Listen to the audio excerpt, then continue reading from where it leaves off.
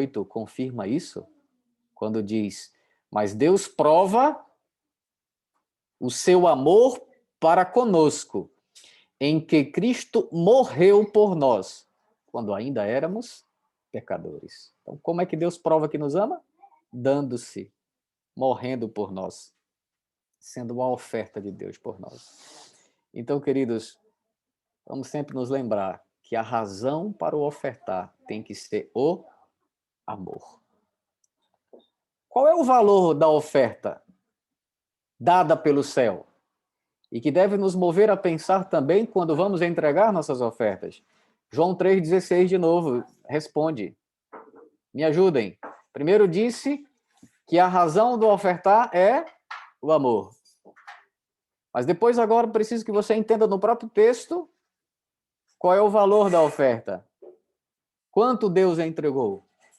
Quanto o céu teve disposição para dar? Deus amou tanto o mundo que ele deu tudo de si. Ele deu o seu filho unigênito, o único da espécie.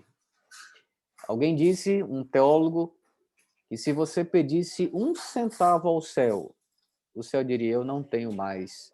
Tudo o que eu tinha eu entreguei Cristo. A maior riqueza do universo foi nos dada por meio da vinda de Cristo Jesus. E é bom você sempre pensar no que foi escrito no livro Patriarcas e Profetas acerca desse assunto. O valor inestimável da oferta é Cristo. Cristo é o Cordeiro morto desde a fundação do mundo. Foi uma luta, mesmo para o Rei do Universo, entregar seu filho pela raça culposa. Até mesmo para o céu, foi uma luta dar, entregar. Porque o céu estava nos entregando tudo. E eu quero até dizer para você, querido, se você está naquele nível em que entregar ofertas, dízimos, é sempre com grande disposição, amém. É sempre com grande alegria, amém, porque é assim que Deus espera. Agora, chegar nesse nível é um exercício. Nem todos estão nesse nível e precisam ter disposição para entregar, disposição para ofertar, até que atinjam esse nível em que você vai passar a ofertar com toda a alegria do coração.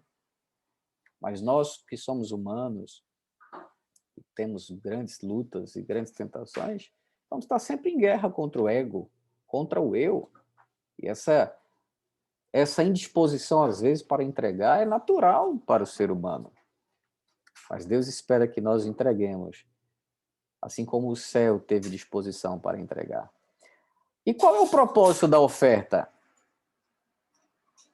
Então, a gente já percebeu aqui rapidamente a razão da oferta, o amor. O valor inestimável da oferta custou tudo do céu. Houve uma entrega completa do céu neste ato, ao entregar Cristo por nós. E qual é o propósito da oferta? O finalzinho do verso de João 3,16 explica também. O que é que vocês acham? Qual é o propósito da oferta? O propósito da oferta, o finalzinho do verso diz: para que todo aquele que nele crê não morra ou não pereça, mas tenha a vida eterna. Queridos, nunca esqueça disso. Mordomia e missão não se separam. Deus deu a oferta para a salvação. Deus ofertou para tirar o homem do cativeiro do pecado. Deus ofertou para poder pessoas aceitarem o plano da redenção e serem salvas. E quando a gente oferta também em nossos dias, nós estamos ofertando movidos pelo amor, entregando-nos naquele ato de ofertar. Isso exige de nós um preço, um custo, mas nós ofertamos para promover também salvação. Primeiro, como resposta da nossa própria experiência de amor a Cristo, e isso confirma a nossa experiência de salvação. Afinal, fidelidade é fruto do Espírito. É o resultado da obra de Deus em nós. Generosidade, graça, amor, bondade são frutos de uma experiência de vida com Cristo. É porque a obra de Cristo de salvação está sendo realizada em nossa vida. E quando então eu entrego, além de ser um testemunho de que a obra da redenção está se cumprindo em minha vida, isso também favorece a pregação do evangelho em todo o mundo. Então, veja, com os meus dons, com as minhas habilidades dadas por Deus, eu testemunho e eu sou uma influência para a vida, um cheiro de vida para a vida, aonde eu estou, e talvez nas redes sociais, no meu ciclo de influência, mas com as ofertas, o evangelho do reino pode ser pregado em todo o mundo, para cumprimento do plano de Jesus Cristo, para que ele possa vir a esse mundo nos buscar. Tem que o evangelho do reino ser pregado em todo o mundo. Então, a razão para ofertar é o amor. O custo da oferta, para Deus custou tudo, para nós haverá sempre um sacrifício pessoal também para dar, e uma batalha entre fazer a minha vontade e a vontade de Deus, isso é natural. Mas, finalmente, o propósito para ofertar é para que haja salvação, é para que haja fortalecimento da minha própria intimidade com Deus, mas também para que outros ouçam do plano da redenção. Para quem Cristo estava falando tudo isso? Eu já disse isso na minha introdução. Era para Nicodemos. E a grande pergunta é: será que Nicodemos entendeu tudo isso? Será que Nicodemos pôs em prática o ofertar? Sim, irmãos. Nicodemos usou sua riqueza quando ele então teve seu encontro transformador com Cristo. Toda a sua riqueza Nicodemos colocou na pregação do evangelho. Quando ele viu Cristo sendo levantado no madeiro, Nicodemos então entendeu que Cristo Jesus de fato era o Messias, aquele do qual Cristo havia dito que seria necessário que ele fosse levantado no madeiro, assim como a serpente havia sido levantada no deserto, e que para que todo aquele que cresce pudesse ter vida eterna. Então, quando Nicodemos entendeu que Cristo era a oferta de Deus para o mundo, Atos dos Apóstolos fala bem sobre isso. Nicodemos, então, tomou a decisão de entregar sua riqueza em favor do Evangelho. Nicodemos entendeu exatamente o que Cristo estava dizendo ali. Nicodemos entendeu que precisava pôr em prática também o ato de ofertar, assim como Deus havia entregue tudo em favor da nossa salvação. Eu quero mencionar 2 textos do livro Bênção Sem Medida. Vou disponibilizar para você, que é o livro Conselhos sobre Regime, que é o livro Conselhos sobre Mordomia, onde Ellen White trata dessa importância de a gente entregar da seguinte forma. Ela diz assim, página 15, Bênção Sem Medida: jamais devemos nos esquecer de que somos colocados sob prova no mundo, com o propósito de determinar nossa habilitação para a vida futura. Ninguém cujo caráter esteja contaminado pela nódoa imunda do egoísmo poderá entrar no céu. Portanto, Deus nos prova aqui, concedendo-nos posses temporais, para que o uso que dela fizermos revele se as riquezas eternas nos poderão ser confiadas. Uau! Uau!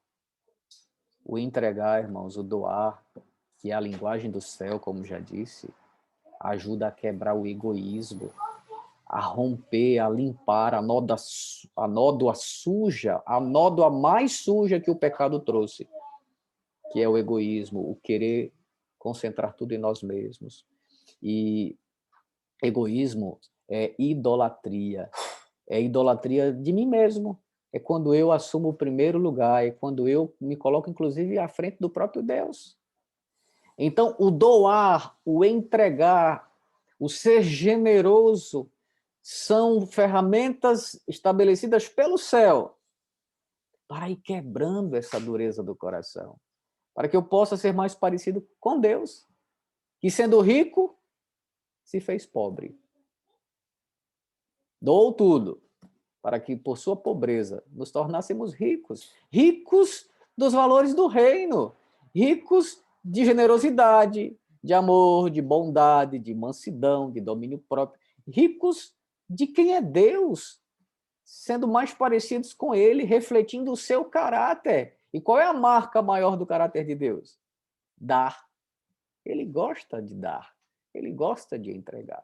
Eu gosto, inclusive, irmãos, de pensar na palavra Deus pela seguinte perspectiva.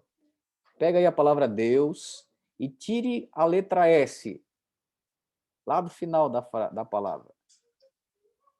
Deus, se eu tirar o S, fica o quê? Deu.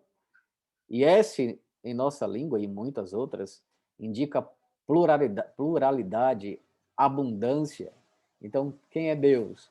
Aquele que dá em abundância, aquele que é generoso em amar, aquele que é generoso em abençoar, aquele que ama servir e aquele que não vive para servir nessa terra, não entendeu ainda o que é o valor do reino de Deus. Tem gente que quer ser servido o tempo todo. Já vi crente até dizer que porque é fiel, Deus tem que abençoar, Deus tem que fazer isso, Deus tem que fazer aquilo. Quem somos nós? Mas esse Deus é realmente rico, rico em abençoar. E mais um texto aqui, pastor, aí eu vou entrar mais a fundo na apostila. O pastor Pablo pagou para me dar aula da apostila, eu estou falando fora da apostila, mas é tudo conteúdo da apostila, viu, pastor? Eu não estou seguindo o roteirinho que está aí. A gente paga o extra também. E aqui está, então, um outro texto que é marcante. Existe uma única maneira, viu, que temos para demonstrar nossa gratidão para com Deus. Isso está no livro também Bênção Sem Medida, página 12, que é o livro também Conselhos sobre Mordomia. Pastor, eu acho que aí no distrito foi distribuído bastante desse livro, né? Conselhos sobre Mordomia, na versão Bênção Sem Medida. O Departamento de Mordomia, 2 anos atrás, distribuiu assim, em larga escala esse material, e eu recomendo você fazer uso desse material como material também de apoio para esses estudos que você está fazendo, tá certo? É material ouro em pó, riquíssimo. E o texto diz assim: o Senhor não precisa de nossas ofertas. Então não vou precisar mais entregar, né? Você pode pensar. O Senhor não precisa. E quem precisa sou eu e você entregar por causa desse coração ruim que a gente carrega, viu? Para a gente ir sendo transformado. Mas o Senhor não precisa de nossas ofertas. Não o podemos enriquecer com nossas doações. Afinal, diz o salmista, tudo vem de ti, e das tuas mãos tu damos. Me parece com aquela musiquinha, pastor Pablo, na minha infância a gente cantava na época do Dia dos Pais, ao meu papai querido um presente eu vou dar. Procuro a mamãe para a prenda lhe comprar. E ela o dinheirinho arranja com o papai. Assim o tal presente do bolso dela é que sai. Isso é da minha época, né? Quando normalmente quem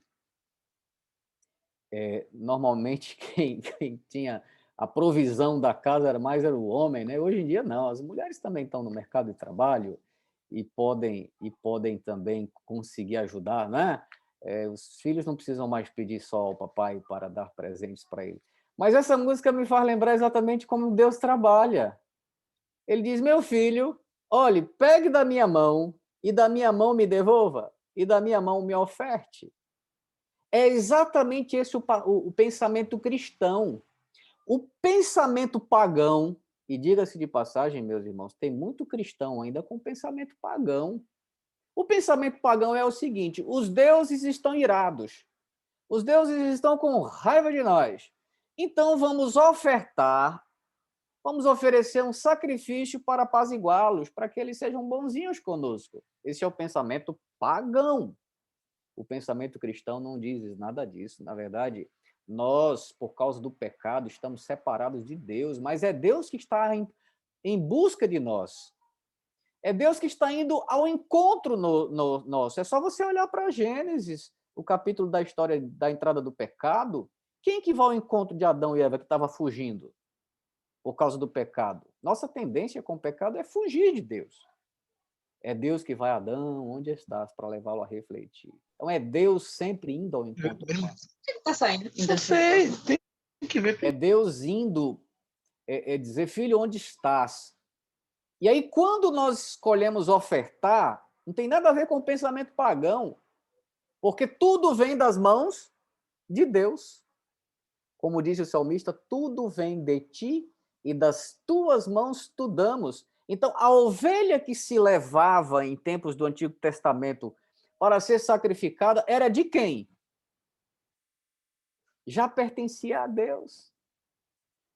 E por que ela era levada? Para apaziguar um Deus irado conosco?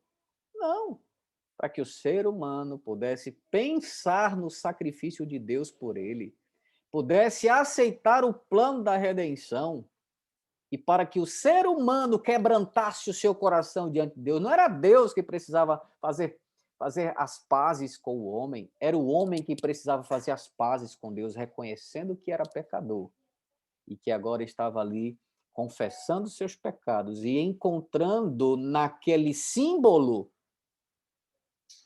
o lembrete e a confiança de que um dia o Cordeiro viria, a oferta perfeita viria para pagar o preço do pecado. Então, era por isso que o pecador levava ofertas, e nós hoje também levamos ofertas em reconhecimento de que somos salvos, de que amamos a Jesus, de que Ele é tudo para nós. E eu vou concluir o texto, porque eu não li tudo, fiquei explicando, mas o texto diz assim: tudo vem de ti e das tuas mãos tu damos. 1 Crônicas 29:14. No entanto, Deus nos permite demonstrar nossa apreciação pelas suas misericórdias, pelos esforços abnegados para passá-las a outros. Essa é a única maneira pela qual nos é possível manifestar nossa gratidão a Deus. E Ele não providenciou outro meio. Então, você quer ser grato a Deus? Ele aceita as palavras? Ele aceita serviço? Eu entendo que sim também. Mas o que o texto está dizendo aqui é que a maneira que Deus providenciou para a gente manifestar gratidão é pegando dos recursos que Ele colocou em nossas mãos, mas que são dele, e transferindo para outros, para conduzir outros à salvação. É assim que a gente é grato a Deus. Pastor Pablo, vou agora para a síntese. Eu escolhi aqui uns 2 ou 3 pontos que eu considero altos, maiores, e o restante, pastor, fica aí para o povo estudar em casa, tá bom? Porque, de fato, eu entendi, por esse conteúdo que eu já venho pregando, que seria interessante introduzir a nossa conversa aqui desta forma, apresentando João 3,16 e os ensinos que ele nos trazem. Porque se a gente tiver, ao final dessa aula, fixado pelo menos a essência da oferta, tendo base em João 3,16, eu acredito que o restante a gente vai absorver estudando sozinho em casa e tendo outras oportunidades, tá bom? Então vamos lá. Vocês já entenderam nas últimas aulas sobre dízimos. E já entenderam, inclusive, que dízimos são também um tipo de oferta. Uma oferta com um percentual fixado por Deus. Mas a Bíblia também aponta que, além do dízimo, que era exclusivo para a manutenção do ministério, do sacerdócio, Deus esperava ofertas obrigatórias. Perdão, o dízimo era distinto das ofertas obrigatórias. Deus também esperava ofertas voluntárias e pactos. E todas estas eram também diferentes de recursos para os pobres. Então a Bíblia fala de dízimos, de ofertas voluntárias, de ofertas. Entenda-se bem, viu, irmão? Quando a Bíblia fala de oferta voluntária, é preciso a gente bem compreender o que significa isso. A propósito, pastor Pablo, esse livrinho aqui, ó, que nós já temos à disposição na associação para líderes, para a comissão de mordomia de cada igreja. E o senhor pode pegar comigo mais alguns para sortear para esse grupo lindo aqui, viu? Esse livro tem 74 perguntas e respostas sobre dízimos e ofertas. E uma das perguntas é, assim, pastor, já que a Bíblia fala que dízimo, né, como se fosse assim, imposto, algo obrigatório, e as ofertas são apresentadas aparentemente como algo da vontade humana, então eu escolho se oferta ou não. Não é isso que a Bíblia ensina. O aspecto da voluntariedade bíblica é o aspecto de que eu escolho, movido pelo Espírito Santo, um percentual que eu entrego.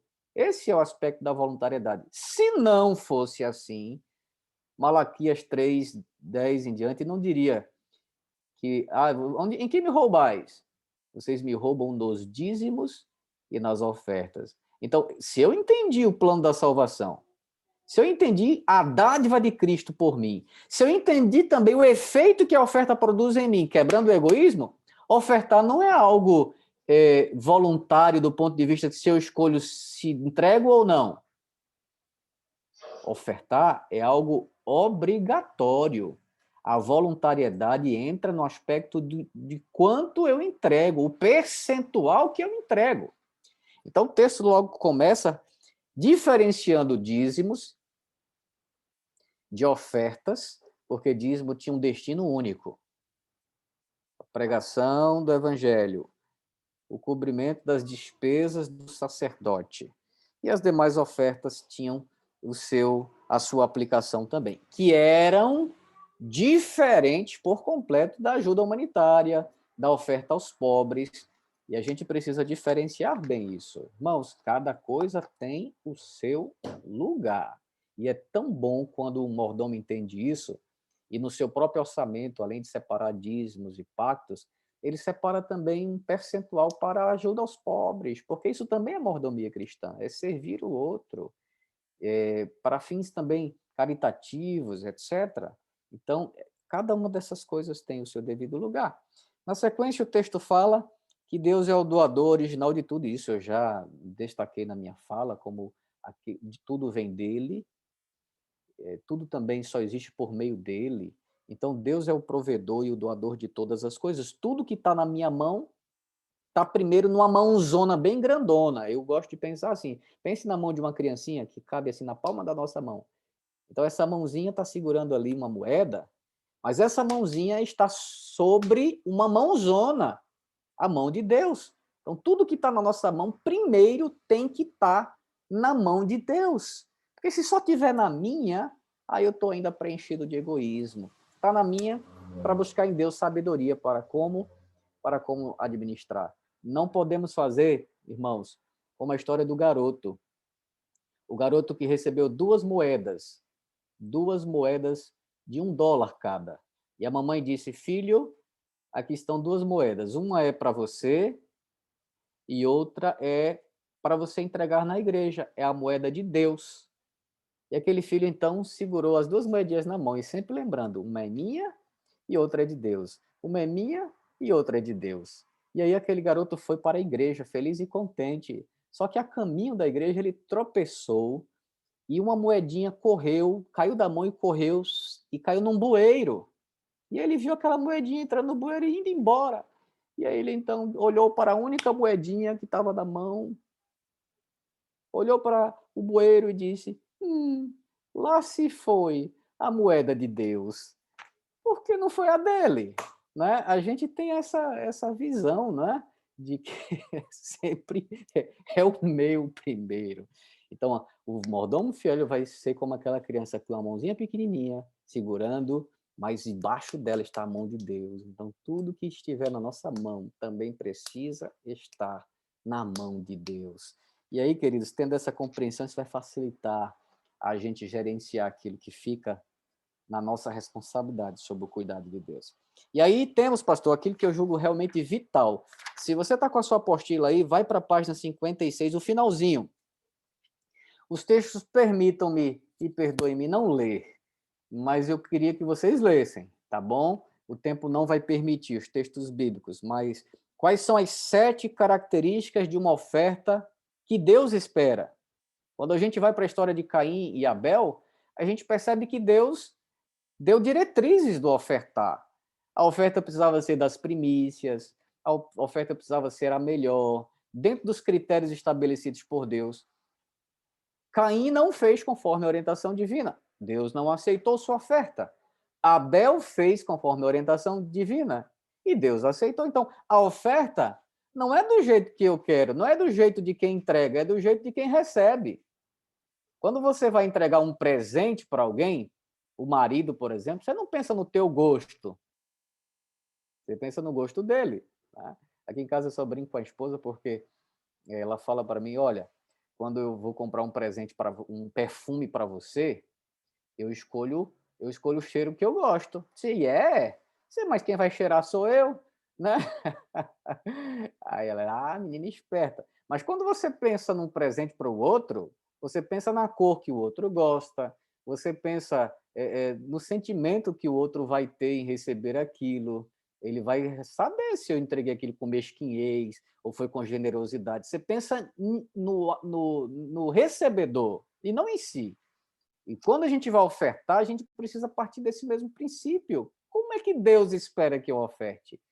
E esses princípios todos estão aqui em diversos textos bíblicos. O primeiro princípio é o da fidelidade. Malaquias 3, 8 a 10 já é bem conhecido. Trazei todos os dízimos à casa do tesouro, provai-me nisso, diz o Senhor, tal, tal, tal. Depois o texto diz assim, um pouco antes, em que me roubais? E o texto bíblico responde, nos dízimos e nas ofertas. Ou seja, entregar ofertas também é um ato de fidelidade. Princípio número 2, tem que ser de maneira generosa. Tem que ser de maneira abundante. Os textos bíblicos estão aí, conforme vocês percebem. Precisa ser também de maneira proporcional, e proporcionalidade é um princípio matemático. A Bíblia diz que a gente precisa entregar conforme a proporção da bênção.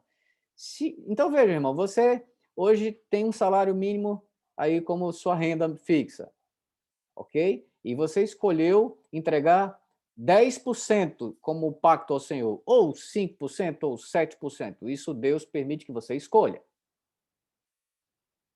E um dia você foi promovido e seu salário passou a ser R$5.000.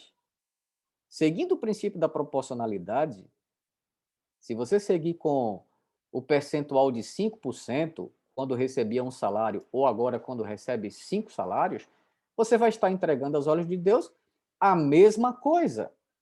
Então, veja, o rico e o pobre, aos olhos de Deus, se todos escolherem o princípio da proporcionalidade, viverem o princípio da proporcionalidade, todos vão entregar aos olhos de Deus de maneira igual. Agora, imagine um rico que escolhe entregar 1%. E pode ser que no montante seja até muito e os homens digam, uau! Mas, em contrapartida, um pobre escolhe entregar 10%. E mesmo que sendo 10%, no montante parece pouco. Mas aos olhos de Deus, aquilo foi muito. Foi por isso que Deus valorizou e aplaudiu a oferta da viúva pobre, porque a viúva pobre entregou quanto? 2 moedinhas, mas quanto representava na proporcionalidade? Representava tudo. Representava a oferta que Deus entregou por nós, tudo. Representava aquela oferta que Abraão teve disposição para entregar, na forma da entrega do filho no altar. Aquilo ali era o tudo de Abraão. E foi essa oferta que Deus pediu ao jovem rico, e ele se negou a dar, para nos ensinar que Deus espera que eu entregue tudo a ele, mesmo que não entregue tudo no altar. Você entende o que eu quero dizer? Quanto do que você tem nas mãos pertence a Deus? Tudo. Quanto Deus espera que você entregue no altar? Dízimos e pactos. Talvez 20%, 25%.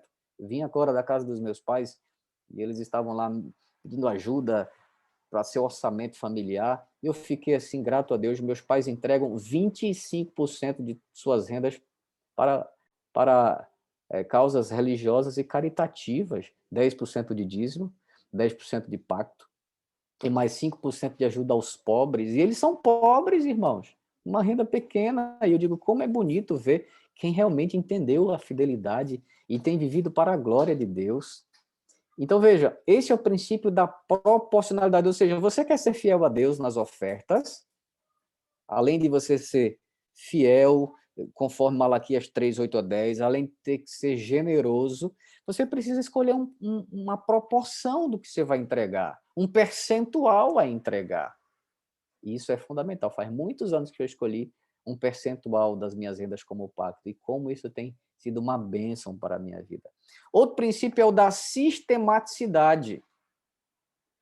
Ou seja, toda vez que você receber uma bênção, você deve entregar dízimos e entregar também ofertas. Se a sua renda ela é semanal, você entrega de maneira semanal. Se a sua renda ela é mensal, você entrega de maneira mensal. Se a sua renda é semestral ou anual, como é o caso de alguns, da mesma forma. E se a sua renda ela é esporádica, entrega de maneira esporádica. Mas a sua sistematicidade tem que ser de acordo com as bênçãos, a regularidade das bênçãos sobre sua vida, ok? Outro princípio é o da voluntariedade. Você entrega como voluntário do ponto de vista da entrega, da escolha da proporção do que você entrega. Agora, irmãos, não pense que nós somos voluntários no que diz respeito a dizer eu entrego ou não entrego. Todos precisam entregar. Você vai ser voluntário na escolha da proporção. E tem que também ter qualidade. E o melhor é a perfeição, né? A entrega primeiro de nossa vida no altar. Outro texto-chave para a gente entender isso é Romanos 12, verso 1. Rogo-vos, pois, irmãos, pelas misericórdias de Deus, que apresenteis o vosso corpo como sacrifício vivo, santo e agradável a Deus, que este é o vosso culto racional. Então, uma oferta com qualidade, ela é a oferta em que primeiro eu me entrego ao Senhor. E aí sigo, então, depois todos estes princípios. Aí sim é uma oferta que Deus espera. E, por fim, tem que ser também com alegria. Pastor, mas eu não tenho alegria. Continue ofertando, continue crescendo no entendimento, até que você chegue a esse nível. Mas tem que entregar. E a alegria vai se desenvolvendo no ato de entregar. Ah, eu só vou entregar quando tiver com alegria. Ô, irmão, aí não vai. Entregue até sentir alegria.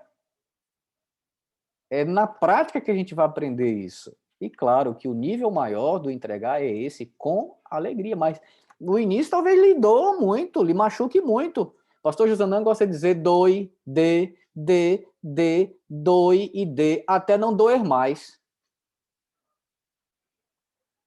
Esse é o nível que Deus espera. Nem todo mundo chegou lá, mas continue entregando.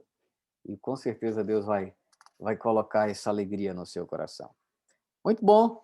Eu quero ir para a parte final da minha apresentação, aqui na página 59, quando diz quais são as diferenças entre dízimos e ofertas. O texto fala que as ofertas elas são diferentes, primeiro, na origem do montante. Dízimo é um percentual determinado por Deus. E a oferta, o adorador determina o percentual. Na aplicação, o dízimo era exclusivo para manter o sacerdote e não podia ser usado para o santuário. Já as ofertas atendiam o santuário em geral, embora algumas ofertas pudessem ser usadas para o sacerdote também. No entanto, tanto o dízimo quanto ofertas eram do Senhor e eram denominados de ofertas. E aí a gente tem a referência de Números 18, verso 24. E aí chegamos àquela aplicação que eu mencionei de Malaquias 3, verso 10, que é interessante a gente fortalecer essa visão. Quero ler com vocês esse pedaço da página 60. Uma palavra hebraica muito comum para a oferta é terumá, que é a mesma que se usa em Malaquias 3, 8 a 10. Quando Deus reclama que está sendo roubado nas ofertas, é essa a palavra que também se aplica ao dízimo, em Números 18, 24, porque mesmo o dízimo, embora sendo diferente das ofertas em geral, também deveria ser dado no mesmo espírito das demais ofertas. No geral, significado das ofertas abrange tudo o que temos obrigação ou alegremente damos a Deus, além do dízimo, desde ofertas obrigatórias, como votos, até as ofertas voluntárias e de gratidão. Então, um detalhe aqui que eu terminei não mencionando antes, é que quando a Bíblia fala de ofertas obrigatórias, também tem um sentido dos votos. A igreja adventista estimula pactos, porque há uma diferença entre pacto e voto. O que é um voto? Voto é aquilo que você fez com o Senhor e você está preso àquilo ali. Haja o que houver e custe o que custar, foi um voto feito ao Senhor. Pactos é aquilo que você diz ao Senhor: eu vou seguir a Ti servindo e vou nos próximos 6 meses entregar uma oferta de 5%, de 10%. Daqui a 6 meses você pode renovar esse pacto, ampliar, de acordo com a realidade que estiver vivendo. Se a sua renda diminuiu, você pode também fazer uma reflexão e também reduzir alguma coisa. Isso é um pacto. Vai depender de como você fez com o Senhor. Um pacto de 1 ano ou foi um pacto de uma vida inteira, de 10%? Bom, se foi um pacto da vida inteira, isso se assemelha a um voto. Mas o que a gente sempre precisa relembrar é que ofertas obrigatórias são aquelas que foram feitas em formato de voto e no sentido também de que somos, sim, devedores a Deus e devemos entregar sempre nossas ofertas. Agora, o percentual, conforme já disse, Deus concedeu a nós a liberdade de escolher. Conheço gente que entrega 60% de oferta. Tem uma senhora em Maceió que faz isso. 10% de dízimo e 60% de oferta. O doutor Luigi Braga, ele é o advogado da divisão sul-americana, ele conta uma experiência bem interessante. Ele era advogado no estado de Sergipe, um dos mais renomados advogados ali. Grandes processos passavam pela mão dele. E um dia a igreja o chamou para trabalhar como advogado de toda a divisão sul-americana. E sabe qual foi a proposta feita pelo presidente da divisão na época, pastor Ayrton Keller? Disse: olha, irmão, eu estou te convidando para uma vida de entrega, de sacrifício, de serviço à causa de Deus. E estou lhe convidando a você ofertar, por meio de sua vida, 90% da sua renda ao Senhor. Como assim? Isso é o que a igreja te oferece como salário, é aproximadamente a 10ª parte do que você recebe hoje. E aí, vá para casa, ore, converse com Deus, com sua família e traga-nos uma resposta. E chamado, né, para abrir mão de uma renda X e agora passar a ter uma renda 90% menor do que isso.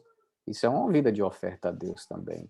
Esse é um tipo de oferta entregue ao Senhor. E ele aceitou, viu? E está aí, feliz da vida, trabalhando na causa do Mestre, mesmo com essa mudança tão grande de padrão de vida, né? Mas se entregando completamente ao Senhor.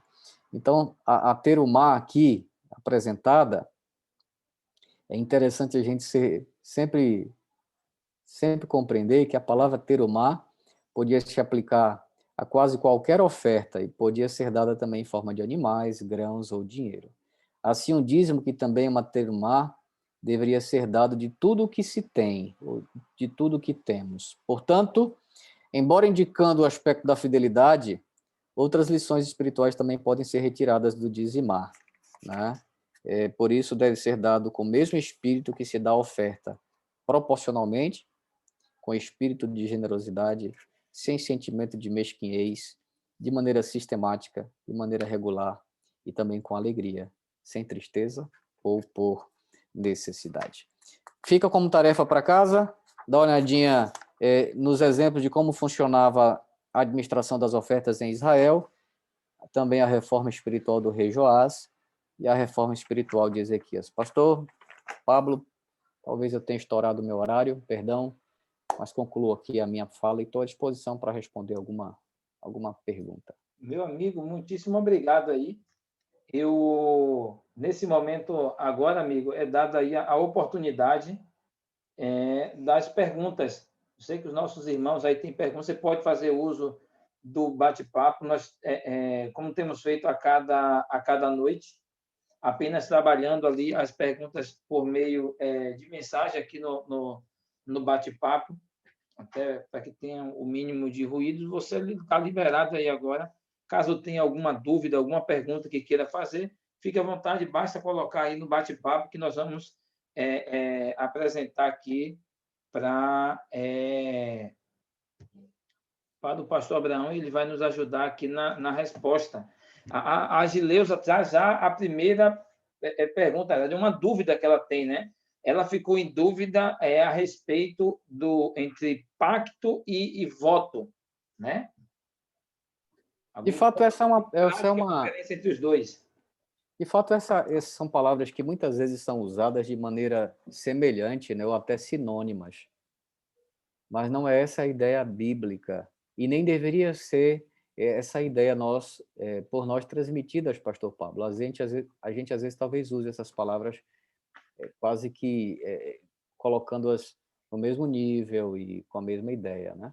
Se você observar na Bíblia, alguns fizeram votos. O voto de Jefté, por exemplo, era foi um voto precipitado, não é? Foi um voto inconsequente. Ele escolheu entregar a Deus, fez um voto de ofertar a Deus o primeiro ser vivo que viesse ao seu encontro. E ele esperava que fosse uma ovelha, que fosse talvez uma vaca, um boi. E quem veio ao seu encontro foi a sua própria filha, né? E claro, a partir daquela história, segue-se a grande pergunta: e aí, Jefté sacrificou a filha ou não sacrificou? O entendimento que eu tenho e que muitos teólogos têm é que, como ele não podia sacrificar a filha, e Deus não aceita sacrifício humano, o resultado foi que aquela filha não pertenceria a nenhum homem, seria dedicada ao Senhor por todos os dias de sua vida. E essa é a ideia que o texto passa de fato, porque ela passa a ter ali um período de pranto, de choro, não é, com suas amigas, porque ela nunca mais poderia se casar. Então, voto, uma vez feito, feito está para sempre. Essa é a ideia de voto. Tá? Então, por exemplo, por que na minha percepção, pastor Pablo, a gente não pode, como pastor, incentivar votos do ponto de vista de ofertas? Porque se a gente mesmo diz que você pode um dia aumentar, ora, se eu fiz um voto de entregar 1%, depois eu posso aumentar? Que sentido tem? E se também creio na perspectiva bíblica que eu entrego sempre de acordo com as bênçãos, irmãos, vivemos num país de altos e baixos econômicos.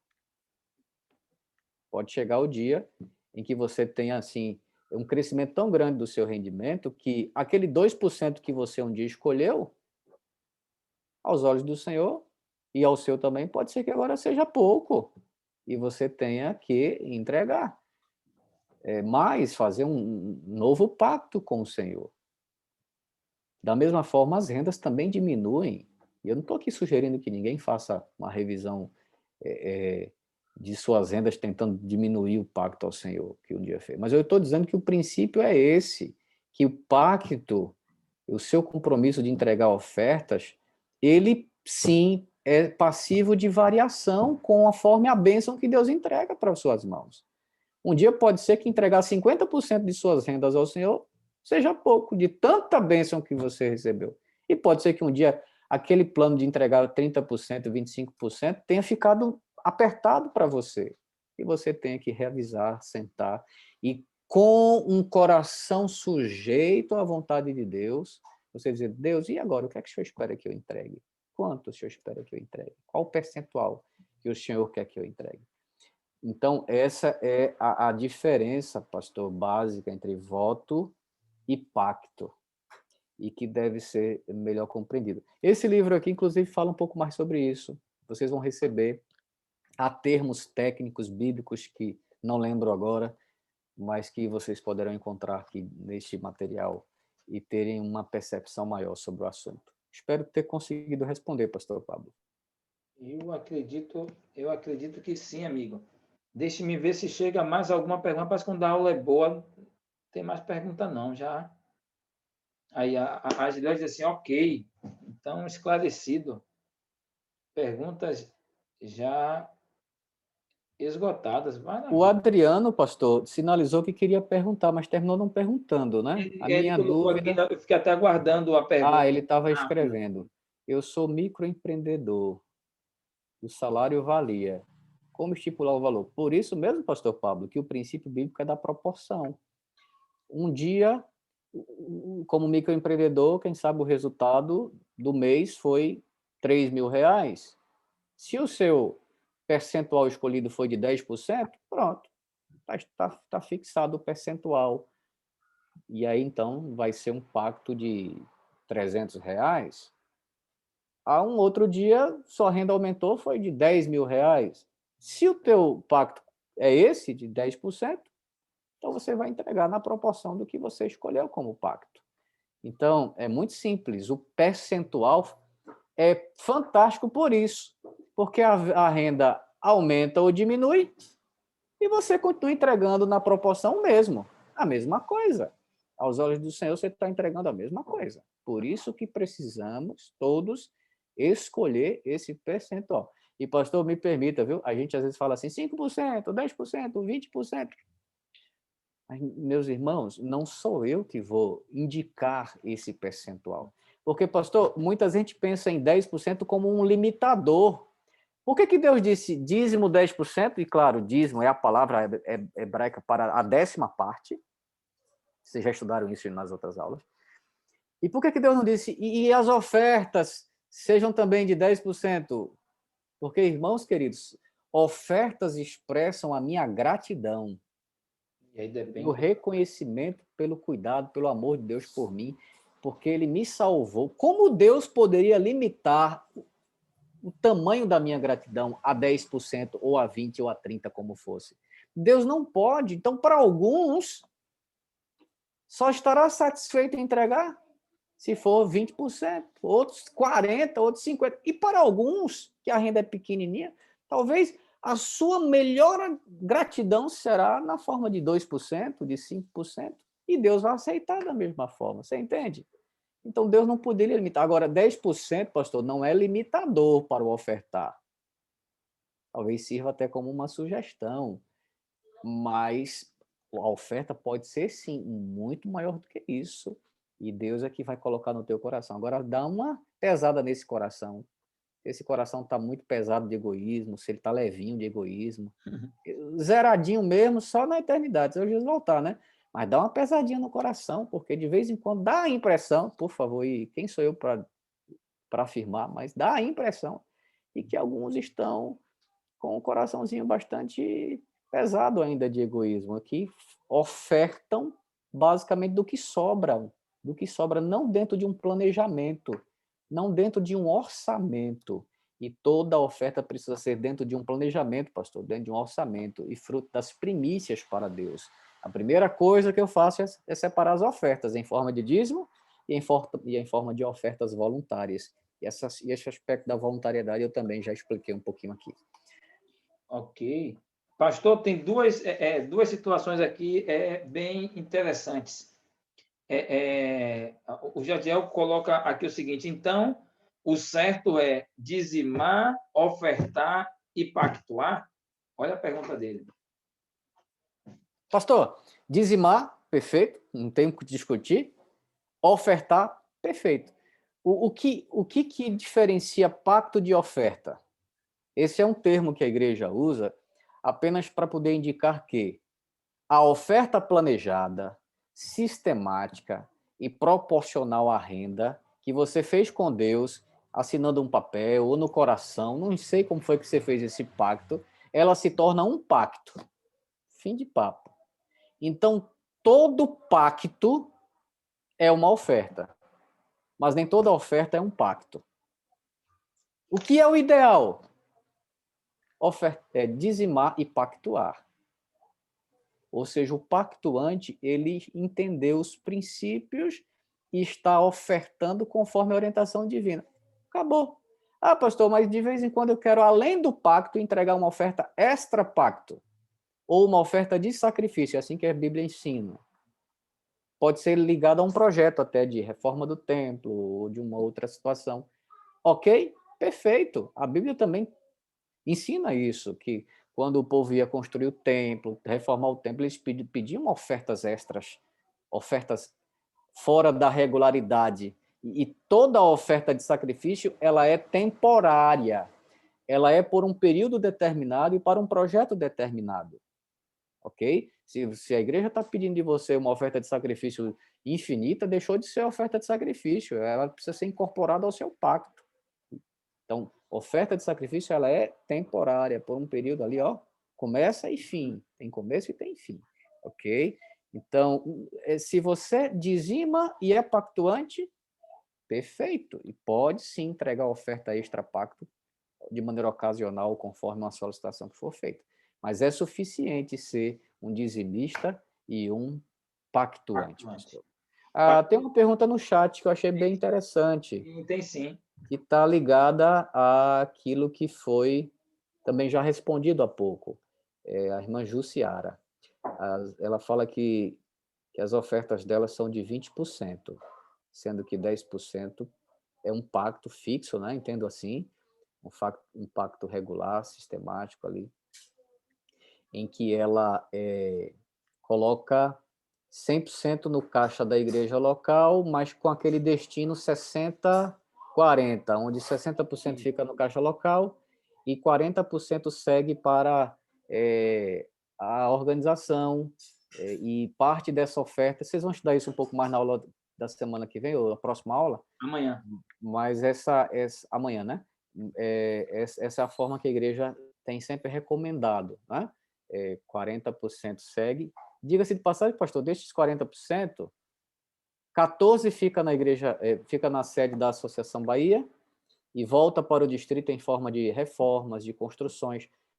Quem aqui é da sede sabe que há poucos anos atrás, uma parte de recursos foi para aquela reforma bonita que teve na igreja de Placafó. Então, é desse fundo. Então, pense aí em 40%, 14% fica na associação, 6% segue para a União, que vai voltar também em forma de projetos maiores, como, por exemplo, hoje nós temos uma igreja nova de novo, então a União termina gerenciando esse fundo, mas devolve para o campo local. E 20% segue, pastor, para as missões mundiais. Esse é o formato ideal orientado pela igreja. Por quê? Seguindo o princípio bíblico de que a gente prega em Jerusalém, Samaria, em toda a Judéia e também nos confins da terra. Esse modelo termina abençoando a igreja local, porque 60% fica na igreja local, e o restante segue para os níveis outros de organização, para produzir o efeito que a gente chama de sinergia. A soma das forças de muitos é maior do que a força individual de cada um. Então, termina vindo o recurso somado para as necessidades maiores que a igreja tem, né? E a igreja tem realmente necessidades diversas por aí. E aí a irmã Jussi está perguntando, 10% é pacto, que segue esse modelo 60-40, e ela tem uma oferta de sacrifício também, pastor, que isso é raro, e isso aqui é muito nobre. Isso aqui é muito nobre. A questão aqui só a irmã Jussiara, ela tem hoje uma oferta pacto e uma oferta de sacrifício. Essa oferta de sacrifício, irmã Ju, ela está estabelecida por um período determinado? É para uma causa específica ou ela é por tempo indeterminado? Se ela é por um tempo determinado, ok, segue adiante. Se ela é por um tempo indeterminado, eu recomendo a senhora revisar e torná-la inteira formato pacto, porque aí sim ela vai estar abençoando na proporção do que a igreja precisa, tanto a igreja local como a igreja nos demais níveis. Errado, não posso dizer que está, Deus te dá a permissão de escolher como fazer, mas do ponto de vista do ensino, tanto do que a igreja crê como que está previsto na Bíblia, a oferta de sacrifício ela deve ser temporária, e a oferta pacto ela é por tempo indeterminado. Ok? Acho que respondeu, né, pastor? Eu acredito que sim. Pelo menos ficou bem claro. Deixe-me ver se tem mais alguma pergunta aqui para que a gente possa estar respondendo. Até o momento não chegou. Acredito que talvez pela clareza das demais. Pastor Abraão, meu amigo, muitíssimo obrigado. Obrigado mesmo por esse momento assim especial, essa noite bem esclarecedora. Louvado seja Deus por esse momento.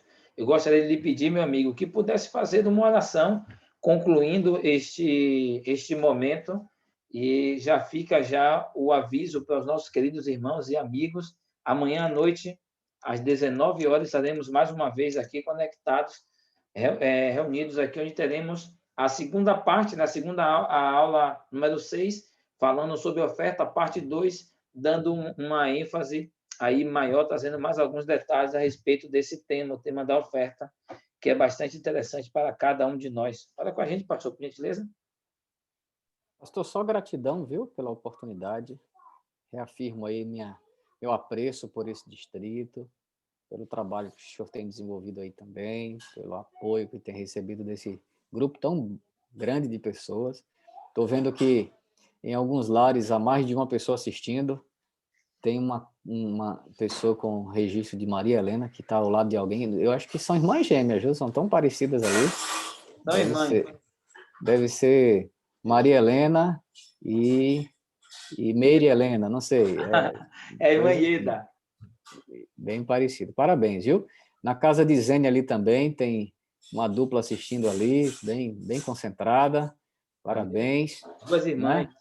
O Jadiel está até com o garoto dele aí assistindo. Coisa boa, viu?